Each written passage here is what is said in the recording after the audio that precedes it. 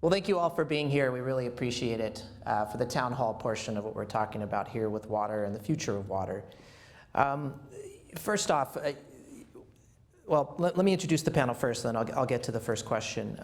Joining us, that was not on the panel for the Nevada Week episode, is Colby Pellegrino, Colorado River Program Manager for the Southern Nevada Water Authority. Thank you very much for being here, Colby. We also have from our panel on the Nevada Week episode, David Johnson, Deputy General Manager of Engineering and Operations at the Southern Nevada Water Authority.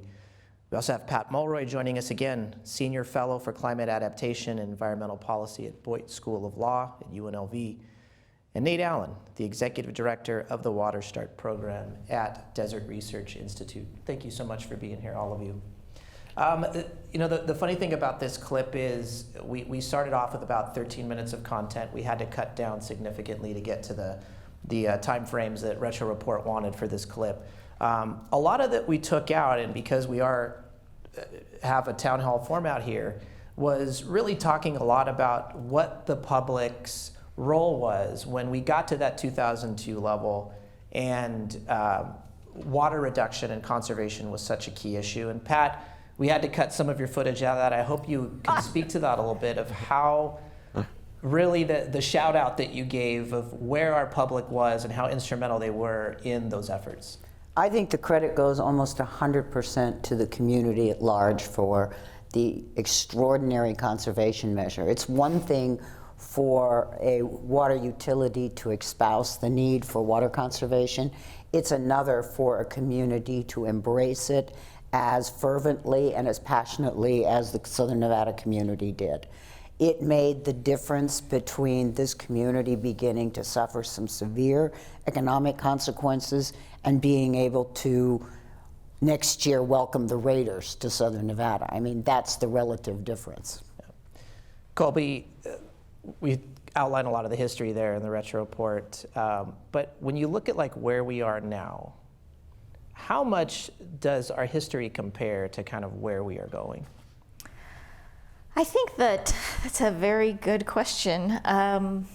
When we look at our history, we've had competing forces largely in this valley, where we have growth and the need to conserve water. And that, I don't think, is going to change. How this community adapts conservation measures is really going to matter. We were really innovative when we did water smart landscaping and we put in those development code changes, and we're going to have to do more innovative things in the future, particularly in the face of climate change, where we start looking at other consumptive uses in the valley, like cooling and things like that. So I really don't think it's going to be different. If we want to stay ahead of our water resource challenges, we have to continue to innovate. And we talked about that on the show, David, a little bit, just about where cooling comes into this. Grass is the #1 consumptive issue related to water conservation. Is cooling number 2, or is evaporation number 2? What is the kind of the key area that we can reduce? Well, and again, going back to the removal of turf, the community has done a phenomenal job. And just from a statistics standpoint, since 2002 till now, our population has grown approximately 46%. And during that exact time frame, we have reduced our use of river water, Colorado river water, by 25%. So really it goes to John's comment previously, it's not whether we're going to grow, it's about how we grow. And we know we can grow sustainably from that perspective.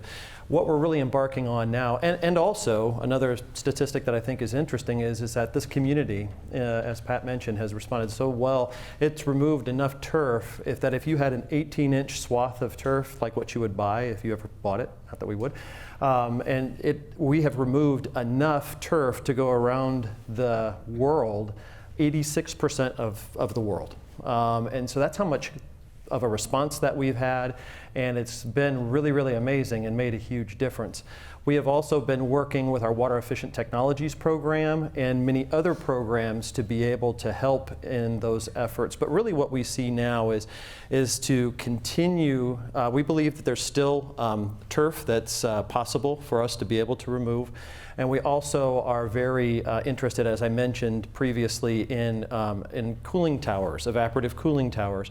in taking a special focus to try to see if we can reduce or even potentially eliminate the consumptive water use from cooling towers. And we see that as a very significant next step.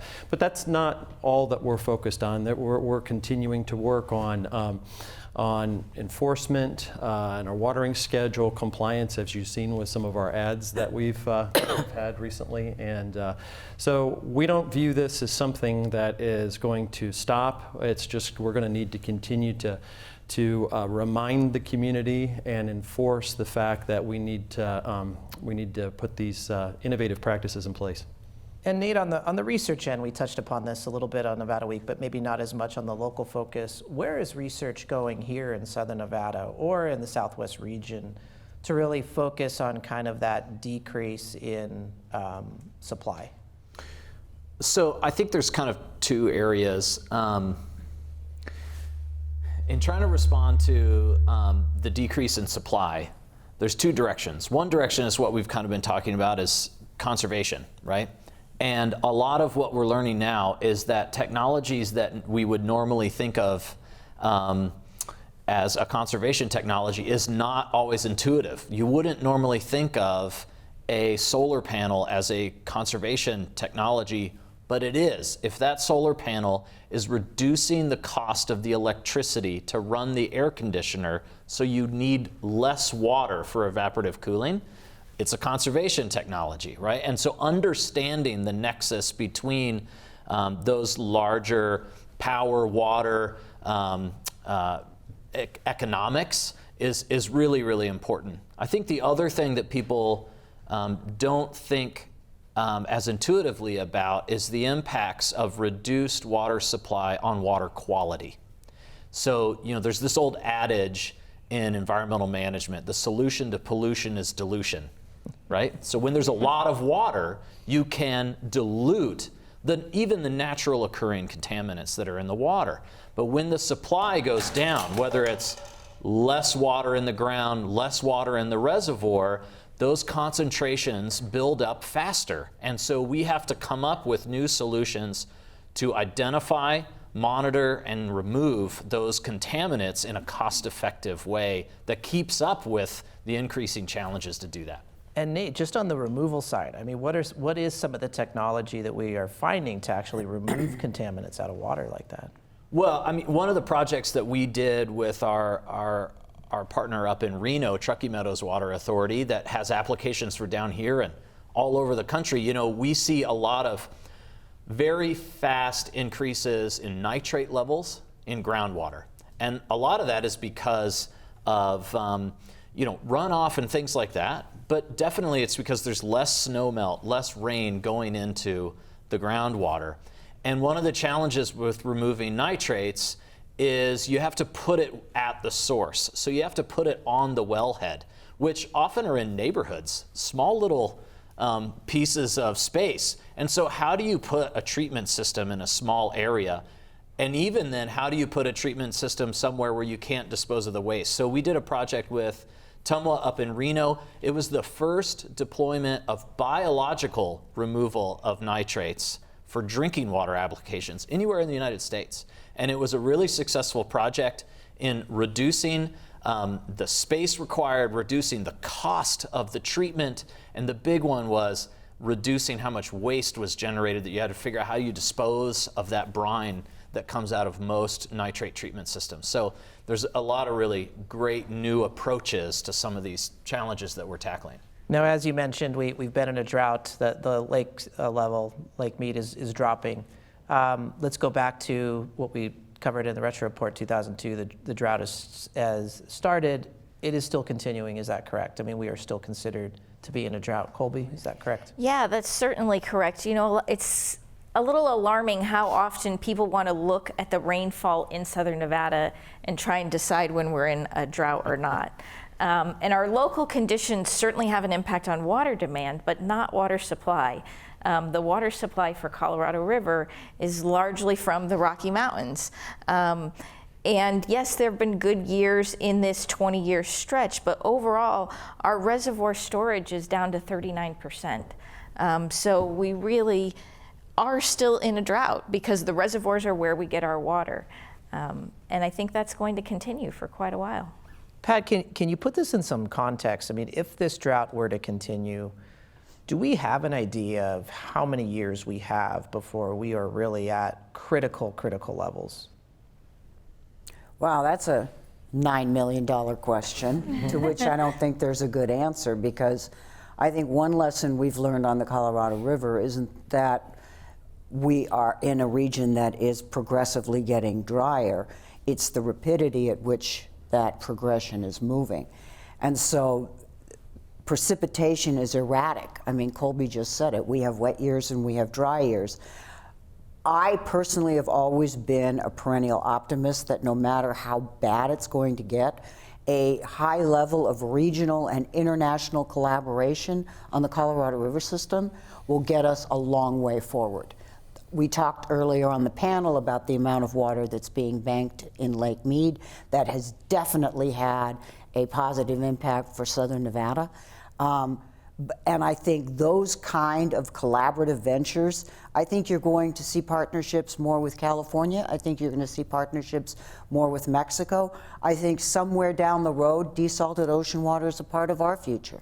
I don't see the doom and gloom of Southern Nevada all of a sudden cratering. I don't see that.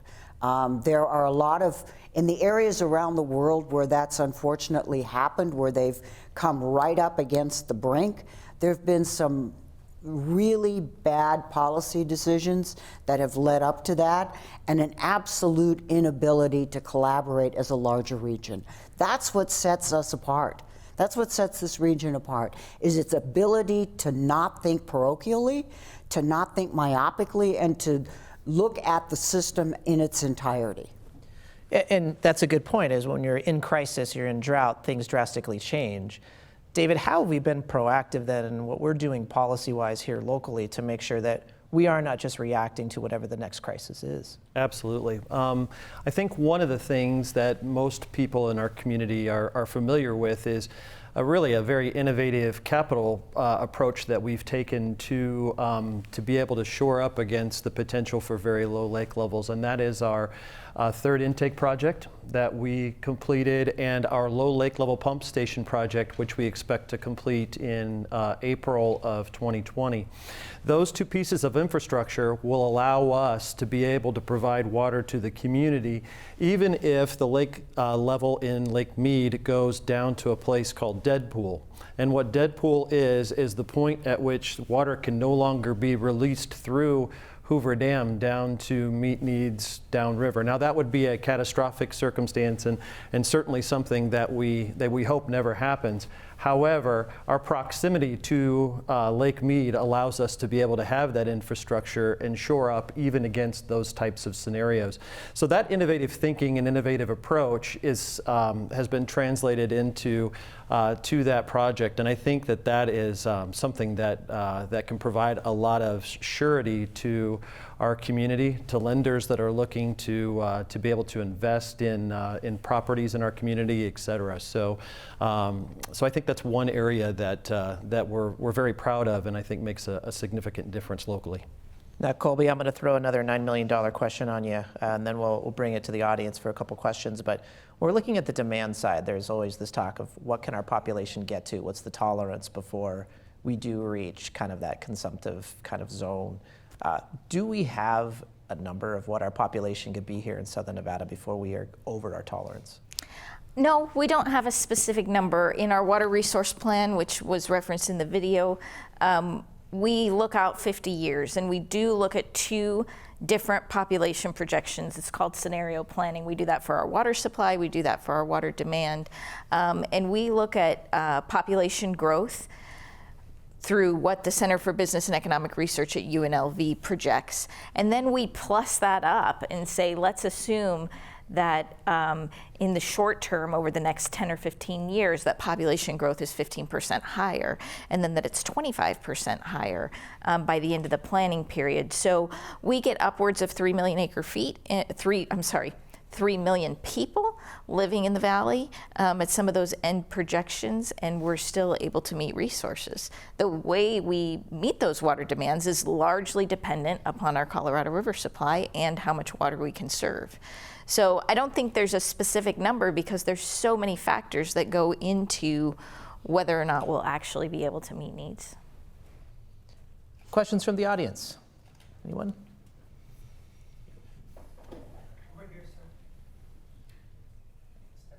And as we're getting up to the microphone, I had one question about where our water resources come from, Colorado River especially, but do we have water banked in other places? Do we have water banked in aquifers somewhere else? We've talked about pipelines from other areas of Nevada, but right now, presently, are we getting water from any other major resource? Yeah, so I'm going to talk about our consumptive use volume. We have, Southern Nevada has a 300,000 acre foot allocation on the Colorado River. We also have about 46,000 acre feet of local groundwater that we pull annually. On top of that, we have about 8 years of our annual supply banked in various banks throughout the Southwest, both locally within our aquifer, in Lake Mead, and in California and Arizona. Wow. Please. Hi.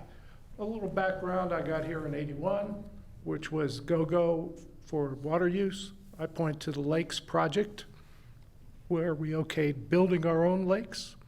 But we were also pulling pipes made of wood out of the ground and replacing them. That goes to my question. You talked about that the lost water in the plumbing system is 5%. Could you give a little bit more detail about, are we going down? Because 5% is still a large number. I mean, people think of 5 as a small number, but it's a large number when you're dealing with big numbers of millions of gallons. Yeah, the answer, that's a great question, and something that in thinking about my answer previously, I probably should have contextualized. So typically, the literature and the polling that's been done in the water industry, the average is right around 25% water leakage for U.S. systems as a whole. And in some cases internationally, it can be all the way up to 50%. Some areas are more water rich and aren't quite as concerned about it, but obviously here, every drop of water that we can keep from leaking into the ground is a drop of water that we can serve and we can utilize. So 5% is a number that we have gotten down to through very proactive measures. Some of the technologies that we have used that I mentioned previously, like Cyrenex, but another one is a company that we have used called Ecologics. Ecologics has devices that you can install on pipeline that listen for leaks and give you an early indication or an early warning that you might have to start having a problem. A lot of times in the world of pipe leakage, you start to have a small leak, and over a period of time it corrodes and erodes, and then you end up with a larger failure. And so it's a technology that we worked with them to develop for commercial use, and we have implemented actually listening for leaks right now on the Las Vegas Strip and other locations. So those technologies and others have helped us to be below 5%, but this is an initiative that we are continuing to seek out and search options continuously to try to drive that down further and further. So we're happy with where we are, but we're not content with staying there. Thank you. I'd just like you to continue talking deeper dive on the work with Cyrenex, water spikes, water hammers. Absolutely, absolutely. So Cyrenex, let me contextualize again. Primarily in the retail system, as the system has continued to expand, we will add pumping stations and valves and different components within the system as the system has grown. And what happens is that an operation could be miles away. Okay, a valve that closes too quickly, et cetera, can send a pressure spike through the distribution system and can cause premature failure. So if you can imagine a pressure spike up to 1,000 pounds per square inch that happens 20 times a day is going to significantly reduce the life of that pipeline. And so by putting in these recording devices, what we do is we look at our failure history and we put these in locations where we think there might be a problem, and then we measure those pressure spikes, and we can correlate that back to an operation in another part of our system. And in many cases, what we've been able to do is just slow down the time frame in which that valve closes, reduces that hammer, and we've solved a problem. Could you speak more to reducing the hammer? Is there any technology out there that can prevent some of those hammers, or at least minimize the numbers? Well, this is a great start for us to be able to do that, because most of the dampening that occurs actually occurs as a result of you modifying your operation, as opposed to putting something in the pipeline, because it would be extremely difficult in 7,000 or 6,500 miles worth of pipeline to find out exactly where you would locate a dampening kind of device. And so this actually allows us to be able to determine where those are and fix those problems pretty accurately. And we're very impressed with the technology, and we think it has, in fact, a great example of the Water Start model is that we have adopted that technology. They have set up their business locally. It's a UK business. They've set up a branch here in Las Vegas as their US business point, and then now we have they've grown in the United States, and they've even been sprung into Australia as a result of the work that we've been doing with them. So great example of how WaterStart has helped to solve a problem for us, has had an economic impact here locally with job creation, and has also been beneficial to other water utilities. Thank you. Nate, I want to talk more about where the technology is, and maybe we can just maybe go way out. I mean, what is some of the wild technology that is being developed right now, locally or globally, potentially, that can have a huge impact on what our water consumption is locally here? Well, in terms of what our water consumption is, I mean, one of the challenges that is faced globally is how to predict how much water you're going to have. And it doesn't need, I mean, there's a lot of discussion around climate change modeling and looking 50 years out, right? But one of the big demands right now that globally everybody is really in need of is looking seasonally forecast, right? So you can look 6 months out, you can look a year out, like Colby was talking about, you know, how the snowpack in Colorado is what actually drives our resource here.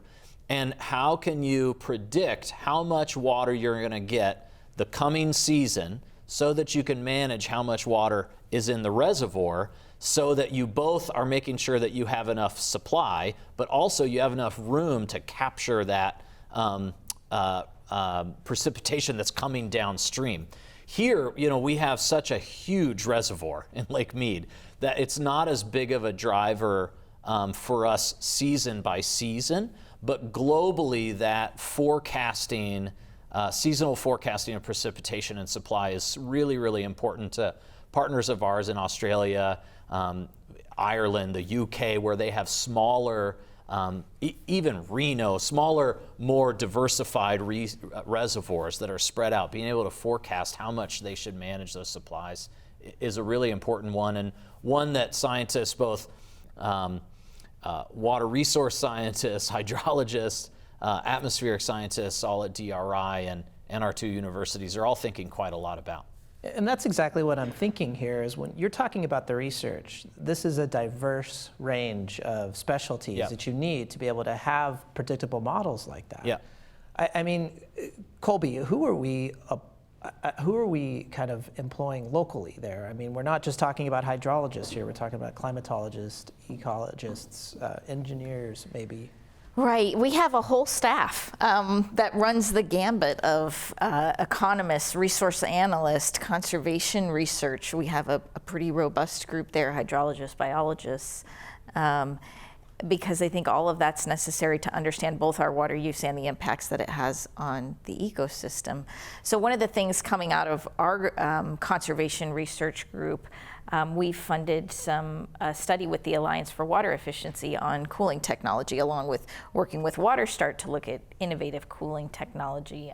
Dave also mentioned trying to get rid of evaporative cooling. So one thing that we found in the university world, if you drive down the strip on any day where there's a bit of humidity, you see these giant plumes of steam coming out of buildings from their cooling processes. And there's sort of this net, for lack of a better word, that they've made that's designed to capture the plume, recondense that water, and return it back to the system for another use. That might not be the most cost-effective thing because there may be other existing cooling technologies. But I think we're going to see things like that in the future really become a way of life, not only here, but throughout any arid region where climate change is going to force people to adapt in ways they haven't to a lot more heat than we're used to. And ironically, just to add to that, ironically, our need to deploy very different energy technologies like solar panels and batteries, these technologies, to produce them, have an enormous water footprint. So where the water industry can have a large power footprint, the power industry has an enormous water footprint. I mean, people don't realize, and I know I've said it to you before, Kip, one cell phone battery is 1,300 gallons to produce. A single cell phone battery. Now multiply that by the number of cell phones in the world, and you'll start seeing the compounding effect. So when companies that deploy this technology get very aggressive, as they are in northern Nevada, to look at how their cooling processes and their process water, how the technologies can help them reduce their water footprint, it's going to go a long way to helping solve a larger water problem. And when we're looking at that technology, I mean, is there applicability of reducing that water footprint? Is there technology that's out there where we're not looking at that type of ratio for how much water to serve one battery? Nate. Yeah, WaterStar would like to be doing more in that area. One of the areas that's new for us is mining. We just recently brought on our first mining member working with Nevada Gold. And they've set some really high goals in how they're going to improve how they're managing their water. And so the opportunity for us to go in and support them, defining what their needs are and finding new technologies that help them optimize their operation. I think there's a lot of opportunity in those kinds of industries. Yeah. And we have another audience question. Yep. Hello, my name is Tyler. I'm with the Nevada Conservation League. I had a question. I know we spoke earlier about using projections to determine climate action or climate change's impact on water in southern Nevada. I was wondering how well those projections have fared with the reality of climate change in the valley. I guess I can go first on that if you want. Locally, there was just a report published, and I know the abbreviation, I'm sorry, I can't think of the name of the report, but it's a federal report that's required, and it's on a regional basis. And we've seen already, as a result of climate change, about a 1.6 to 1.8 degree increase in temperatures locally. That's projected to be upwards of 8 degrees in the long term. So just in recent history, the last 20 years, we can point to the impacts of increased temperature. We can look at the runoff patterns. You know, one of the very early predictions out of the climate change models was that we were going to see more rain and less snow. Pat talked about that a little earlier. We've observed that within the Colorado River Basin in just the last 20 years. So I don't think there's any question that climate change is happening now, and the data supports it that we have from our existing measurement systems. And I would just add that we've been doing quite a lot. We were one of the founding members of the Water Utility Climate Alliance, I'm sorry, which is a group of some of the largest utilities in the United States trying to further the science and further the understanding associated with how climate impacts the water portfolio and the water scenario.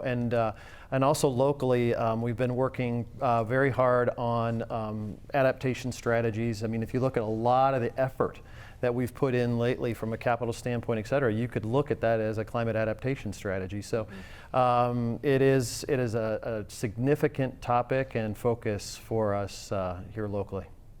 Thank you. Any other questions? So the conversation today is focused a lot on growth, and I'm curious what sort of infrastructure is needed to accommodate that growth, especially as we look at more housing sprawl, and what is the impact of that on things like housing affordability? Now there's a water question. Yeah. I can take a stab at the infrastructure side. The good news for our community is that as the Southern Nevada Water Authority was planned and constructed, we have significant capacity within our treatment and transmission system. So on the SNWA side, the infrastructure is very robust. We do have a particular area of the valley that we're looking at for a reliability and redundancy concern primarily in infrastructure, and that would be a large pipeline that we may need to put in the south portion of the valley. We're contemplating that right now. But again, much of the system as it was designed and planned has been built large enough to be able to accommodate future growth without too much capital investment. I think the drivers in many ways is going to be land pricing. It has been always, and I think it will continue to. I think one of the metamorphosis that Southern Nevada's gone through, I mean, when I moved here, I came to Southern Nevada in 1974, was everybody lived on a minimum of a quarter acre and had grass everywhere, and it was the Southern California sprawl attitude. What you're seeing is more compact development. You're seeing development starting to go up rather than out. It's becoming more urbane in Southern Nevada than suburban. That I think will make a big difference on the water side.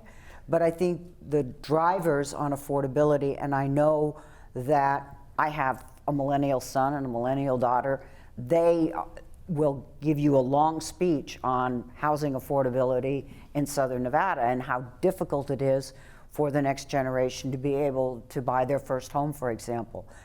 There are a lot of factors that go into that.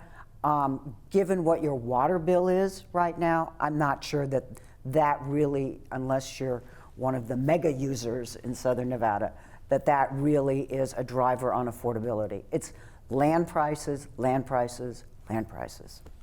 And I think one last point is that we have to remember that that the premise by which we grow responsibly is to be able to return that wastewater back to the system so that we can utilize that return flow credit methodology. So any continued growth as we move even outside the valley, we have to make sure that our capital projects and our infrastructure account for the fact that that water be returned so that it can be put back in the system and complete that loop. David, how much do we actually then return back to Lake Mead in a given year? Well, I'll give you a percentage. Right now, it's approximately 40% of the overall water delivery that goes back to Lake Mead through the wash. But it's 93 of the inside use, 93% of the inside use. That's correct. I mean, our real consumptive use is outside. If you use water inside, it's going to find its way back into Lake Mead or into one of the regional direct reuse systems that deliver water to outside applications. Another question? Yes, hi, thank you. My name is Jane Amone and I work with the Nature Conservancy. Thank you so much to the panel for this discussion. It's really interesting. My question is about your comment on the power industry having a large water footprint And this state and many other states in the West recently increased their renewable portfolio standards to increase the amount of renewable energy that's going to be generated. And I'm just curious, how much of that increase in renewable energy do you project will have an impact here in Southern Nevada? Or is that more of a statewide thing? Perhaps you could just comment a little bit on how the growth in that industry is affecting your water projections. For Southern Nevada, not so much, but for Northern Nevada, I work with Switch up there, and I'm watching the lithium battery production by Tesla and others up in that area. I think Northern Nevada is really going to feel the impact of it. Southern Nevada, not so much. Yes, we have data storage centers, and they are large cooling users. However, in terms of production of solar panels and other renewable energy sources, that is not predominantly a Southern Nevada issue, but it is a Northern Nevada issue. Thank you. Any other questions? I want to come back really quickly to kind of the policy, and we talked about this on the show, we've talked about it here, this holistic approach that we're looking at Colby. And, you know, I'm wondering if we're talking holistically, then we need to be looking at the needs of our neighbors. We need to be looking at the needs of Arizona and California as well, and not just what we're doing here in Southern Nevada. With that said, what are some of the big needs of our neighboring states that we need to be aware of? That's another really good $9 million question. I think we have to be intimately aware of, first of all, how they use water, where they use water, and how those things are changing.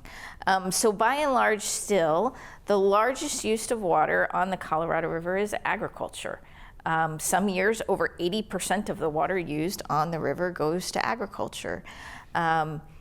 Within Arizona and California, a large percent of their water use goes to agriculture, whereas ours goes entirely to municipal water uses.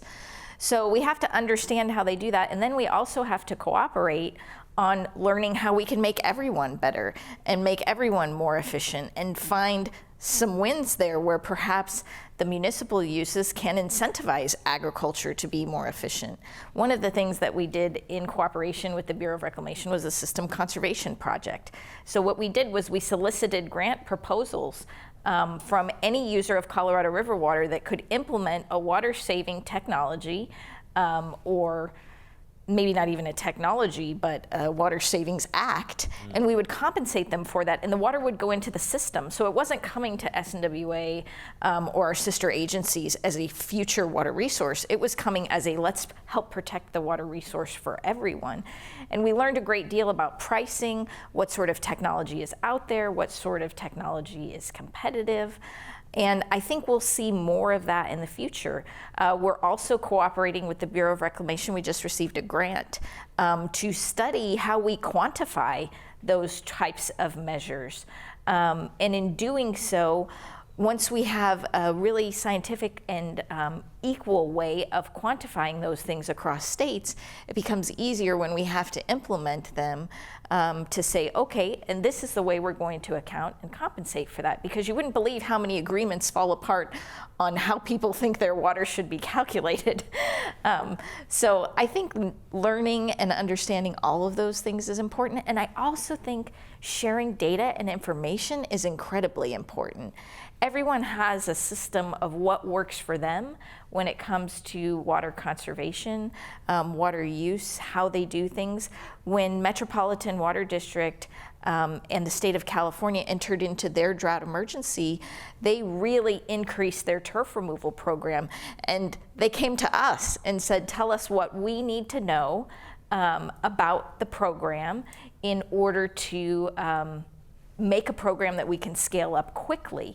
And they did a few things differently than us. So for example, in our conservation programs, we just require that there's 50% vegetative cover, so that we ensure that somebody's not just putting in rock. When Metropolitan entered into their program, they required specific diverse planting types. And it actually was a disincentive to some people participating because it became too complicated. So really sharing that data information about what works and what doesn't work is very, very important for all of us to adapt together. Great. And on a macro level, Kip, I mean, it becomes even more important. I mean, the notion that we are absolutely interdependent with our neighbors is going to be a foundational issue for us going forward. It's not going to be Southern Nevada runs out of water. It's going to be the Colorado River system runs out of water. At a minimum, the lower basin is in trouble. We are glued together at the hip. And people in Southern Nevada don't understand. They're intimately interconnected with the California Bay Delta. What happens in the Bay Delta matters on the Colorado River because it affects Metropolitan's behavior. And does Metropolitan put water into storage, or do they take water out of storage in Lake Mead? All depends on the Bay Delta. So those natural partnerships, be they ag and urban, or be they SNWA and the Metropolitan Water District, are going to become increasingly important as the effects of climate change become ever more present in our reality. And we're almost out of time. David, I want to pose this question to you for all of us that are watching right now, and we are recording this. What's our charge? We're looking at where we are right now. What is the one thing that we can do to really improve where our water is? In a word, I would say conserve. That is the tool in our toolkit that every citizen, every individual in our community has. Looking and ensuring compliance with your watering schedule, making sure that if you have options or availability to remove turf and put in desert-friendly landscape. Participating in programs, being a voice of accountability for those that are in your neighborhood or in your life to make sure they're doing those kinds of things. I mean, again, we, as Pat mentioned earlier, we, in a sense, have our own destiny in our own hands with respect to our water future. And we've proven that the community can grow and prosper and reduce water consumption at the same time. So I think that there are many other things as well, innovative solutions and approaches, collaboration, both regionally, internationally, locally. But in a word, I would say conserve. And we're just about to wrap up. Any other questions before we do? Well, great. Well, thank you very much for being here and participating in this. We really appreciate it. Thank you very much for your time. Very much appreciate it. There are surveys that I think you received when you came in. If you could please fill those out. This is a grant-funded program, so that'll help kind of on the data side that we talked about on the panel here. That'll help us a little bit to get some data. Thank you so much. We really appreciate it.